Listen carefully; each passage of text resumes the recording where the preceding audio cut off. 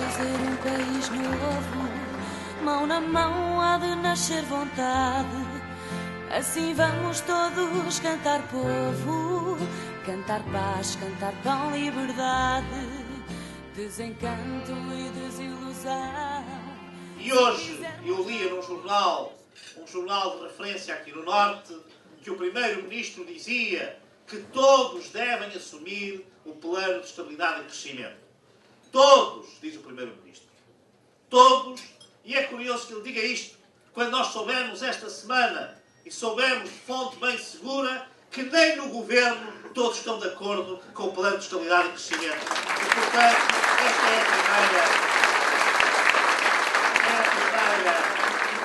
é a primeira nota que eu vos queria deixar. Como é possível que o Primeiro-Ministro, cujo Governo não se entende acerca do plano de estabilidade e crescimento, venha dizer que os outros, os partidos da oposição, têm de estar ao lado de um plano ao lado do qual não estão sequer os seus ministros? Esta é que é uma pergunta que nós temos que deixar diretamente ao engenheiro Sócrates.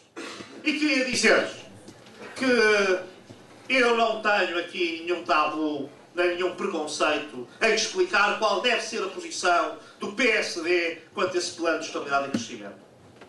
E não tenho.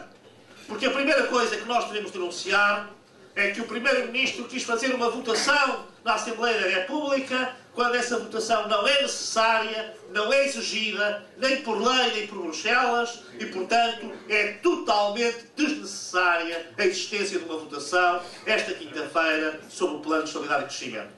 E o Governo só marcou esta votação. Só quis marcar esta votação porque não tem coragem nem capacidade para assumir, ele sim, as suas responsabilidades. Se o Governo quisesse assumir as suas responsabilidades, não andava numa estratégia de passa-culpas a tentar atirar um plano que ele próprio elaborou para os ombros da oposição. O Governo o que está a tentar fazer é passar para os outros aquela que é a sua responsabilidade.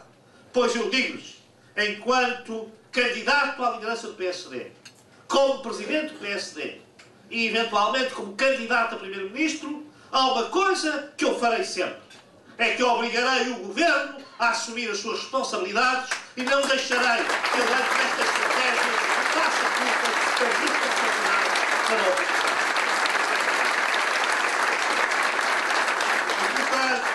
Tem de ficar claro para todos nós militantes que esta votação que vai ocorrer na quinta-feira não é uma votação necessária, não é uma votação indispensável.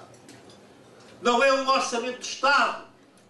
É uma votação que o Governo inventou para tentar passar a responsabilidade das medidas que ele próprio toma e decide sozinho.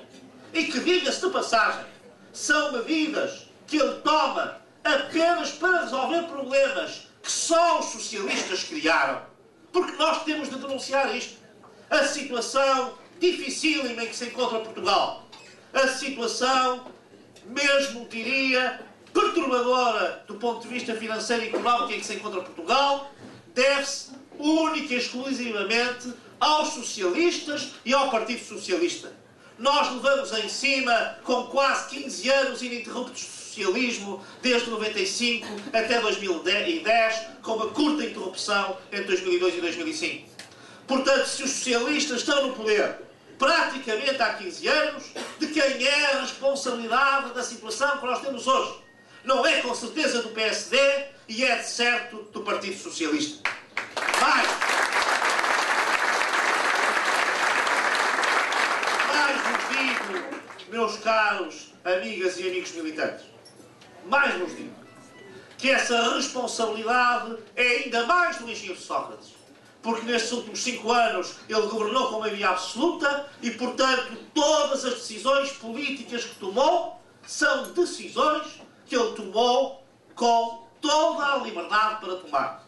Se o resultado final é uma dívida externa de mais de 100%, é uma dívida pública que pode chegar aos 110 ou 115, é um déficit de 9,3%, são as famílias endividadas em quase 100%, são as empresas endividadas em 150%, se o resultado é esse, a culpa e a responsabilidade é de um só partido e é de um só governo, e esse partido é o Partido Socialista e esse governo é o governo de José Sócrates.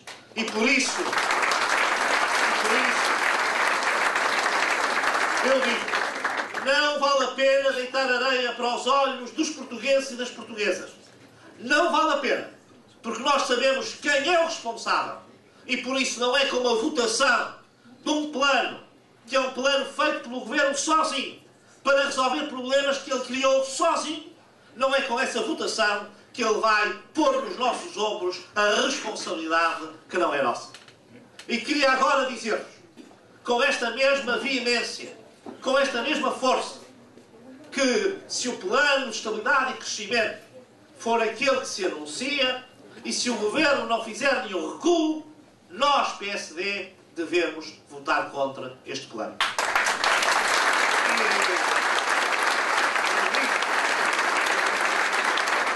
E devemos votar contra com a seguinte consciência. A votação não é essencial para nada. O governo pode apresentar o plano sem votação nenhuma. Não é requerido o nosso apoio nem a nossa intervenção. E por isso nós temos que estar livres para votar como entendemos. O que eu digo é o seguinte. Como é que pode aceitar-se, minhas amigas e meus amigos, que o governo, aqui, neste plano, diga que adia as obras públicas faraónicas, quando ele só adiou neste plano as obras que já estavam adiadas, que era o TGV Lisboa-Porto e Porto Vigo? Quando ele mantém obras que gastam recursos públicos, que aumentam a dívida externa, que só se baseiam em importações, que vão roubar o crédito disponível para as empresas, como são o aeroporto de Lisboa, que toda a gente sabe que neste momento não é necessário, porque até se reduziu o número do tráfego aéreo, quando nós sabemos que temos um aeroporto em Beja pronto, acabado, com um investimento brutal para mercadorias que podia ser usado, quando nós sabemos, se quisermos despachar as companhias low cost para o aeroporto, que temos uma base no Montijo perfeitamente disponível para servir para essa finalidade. Vamos apostar em construir o aeroporto já? Para quê? Vamos insistir no Lisboa-Madrid? Para quê? Em termos de TGV. Vamos construir a terceira travessia do Tejo? Para quê? Pois se o governo quer aumentar os impostos, como faz no Plano de Estabilidade e Crescimento, então que os aumente depois de ter renunciado aos gastos faraónicos com estas três obras. Porque este plano é um plano que engana os portugueses quando mantém estas obras públicas em execução. E queria dizer-vos aqui, a vós, homens e mulheres do Distrito de Aveiro, queria dizer-vos isto. É que talvez seja coincidência, mas o Governo só adia as obras públicas que são feitas a norte do Tejo. As outras três, que são feitas a sul do Tejo, mantêm-se todas para serem executadas imediatamente. E isto também quer dizer alguma coisa sobre o pensamento deste governo a respeito da atividade global. Ora, meus amigos, isto, naturalmente, ou se adiam todas, porque todas são perniciosas, porque todas aumentam a dívida externa, porque todas se baseiam em importações, porque não criam tanto emprego assim, nem criam emprego sustentável, porque vão absorver o crédito todo para essas obras megalómanas, deixando descalças as pequenas e médias empresas, ou as empresas exportadoras, ou as empresas que produzem bens que nos evitam importações, deixando descalças esse tecido empresarial em termos de crédito e aumentando a nossa dívida externa. Nós temos, naturalmente, não há credibilidade possível num plano que diz que vai adiar as obras públicas e quando vamos a ver, não adia obra pública nenhuma, a não ser aquelas que já estavam adiadas, e ainda por cima é capaz de cometer essa grave injustiça regional e territorial, que é concentrar todo o investimento na região mais rica de Portugal, que está 30 ou 40 pontos acima das outras regiões e que, para além do mais, ainda por cima, está acima da média europeia. Ora, isto não se compreende e isto não se pode aceitar.